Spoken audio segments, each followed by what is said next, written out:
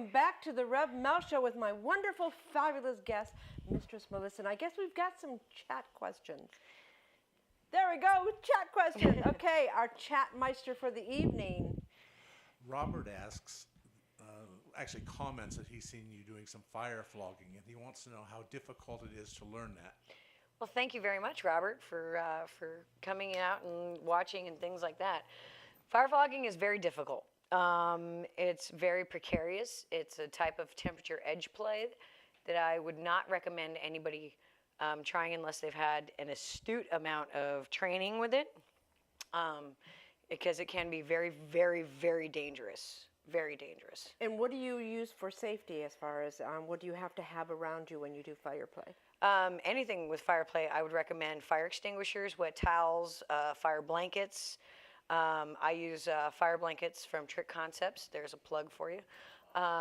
As well as I always have at least 1 to 2 fire safety people as well when I'm doing. So you have spotters? Absolutely. Spotters that are Absolutely. I have, actually my husband is the best fuel man in the world with the loading. He's my fuel man with the fire blankets and the fuel behind me. And then I always have at least minimum of 1 safety up by the bottom. Well, fire blankets. How long did it take you to learn how to do fire play, and who was your mentor on that? My inspiration was Master Orpheus. I did a fire play shoot for him about 4 years ago. And it was really fantastic, and I'm always really drawn to elemental things, and so it's just, I really just ate it up. My former slave made me my first pair of fire floggers, and they're 15 pounds each. Wow. That's 30 pounds going like this? That's 30 pounds going like that, and depending on what the wicks are made of is how long they burn. Okay, what are the wicks made out of? Depending on what you're burning, my wicks are they're made with Kevlar, and they have tiki torch inserts so that they can absorb more fuel and burn longer. We had Simon Blaze on the show, and he did his blaze stick, and we have it on tape, okay? It burned for 30 minutes without stopping. Yeah. I thought it was going to burn the place down. I was so ready for all the fire alarms to go. Right. And it didn't. But he sat there with it lit for 30 minutes. And I was really, no, 20 minutes, because he said it would burn that long. Yeah, he's very amazing at his craft. Yeah. Very amazing. They were amazing sticks. I mean, they were hand carved, wood and leather and everything else. Yeah, so very beautiful. When you first started out in the lifestyles BDSM and you started doing the club scene, tell me your experience the first time you got up there as a dominant and did your first public scene. My first actual public scene as a dominant was at a bondage ball when it was over at the Hollywood Athletic Club. Oh, wow. Right? I've been there, yeah. Yeah. Many moons ago. They had it, they had everybody like sometimes in the pool downstairs, just all kinds of just crazy nuttiness. And I had done up in the VIP lounge, and it was actually kind of very nerve-wracking for me. I was like really nervous because there was Sir Nick, dressed as the Marquis de Sade. That's Nick. Because we expect nothing less than at least some sort of Halloween costume that entails fuzzy cuffs. Very fuzzy cuffs.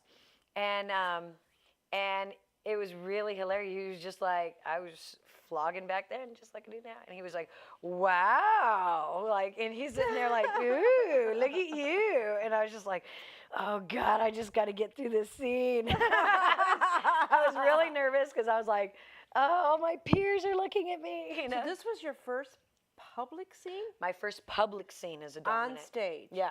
My first scene was at the Lyre de Sade. I did a 3-hour scene with a friend of mine named Christoph. And he was loaned to me by his mistress at the time. And it was like, I was scared stiff. Yeah. And my whole thing was I did not know how to end the scene. Because I kept going for hours and hours, and he was enjoying it. No, people like watching it didn't know that it was my first scene, but I didn't know how to end it. Yeah, because I had bought him for so long, I knew that there was just like a great story. There was an introduction, the story, and then the ending.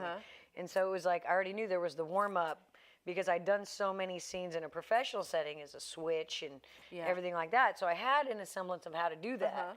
Because if you're working in a professional setting and you have an hour, you better be able to format that around, And so I had already had that as something. I was like, okay, I have an idea on how to do this. I knew what the warm-up was. I had really good, intuition with that. The warm-up, the play, and then the aftercare. And so I incorporated all that, and I was just like, okay. All right, we made it through that. Okay. Little nerve-wracking. Yeah. So how many years have you been on stage performing? I've been on stage performing as a bottom and a top. Let's just talk about a top. As a top, performing as a pure top, I've been on stage performing for 4 years. 4 years. Wow. And what are the name of some of the clubs that you performed at? I have performed at Bar Sinister. I performed at Deviate. I've performed at Club Hell, Fetish Nation. I performed at Dungeon when it came back for a night or two. I performed at Synergy when they were like, oh, no plays allowed. I'm like, well, we can make something happen. Because I never leave home without them. Never leave home without your bloggers. Not with my hands, And so we just did a really nice, extensive hand play scene and stuff like that. So you like primal play? I like all kinds of different kind of play. I never like to limit myself. I've performed at DomCons, at fetish balls, at bondage balls. It's just I've always, the stage is really where I feel really at home. Being up there. And this is a question that she's probably never really asked about this. Is there pay in some of these clubs, or is there any pay when you do public performance like that? There is some, not much. Some? Not much. It's really a labor of love. Yeah. It's really a labor of love. If you think that you're going to make your living being a club performer, you should probably rethink your goals. Well, it's good to know because people really don't comprehend and really understand what really entails with it. I mean, you do it for the love of your craft. I think I got to call it a craft. Yeah, the love of my art. Yeah, the art. The art. So you feel that you are a performance artist. Absolutely, absolutely. I mean, I get to have just an energy exchange, and sometimes I get to be the artist and the person's my canvas and stuff like that, and it's just really yummy. Is there something that you've been desiring to do on stage and have not, as far as the scene is concerned, or performance? I don't think so. I mean, I've really tried to be as versatile as possible, because as a public performer, I realize public performers, period, have a responsibility of what they present to the public. Yeah. So a lot of the times I've had the honor, of course, it takes communication with the venue and things like that of what's allowable and what's not. And what can we do here? What can't we do here? What are your limitations? What are your comfortabilities? Because I love edge play. I love seeing how far I can go and still respecting the boundaries of the venue. Okay, respecting the boundaries of the venue. Okay, let's talk about, this is a very important question.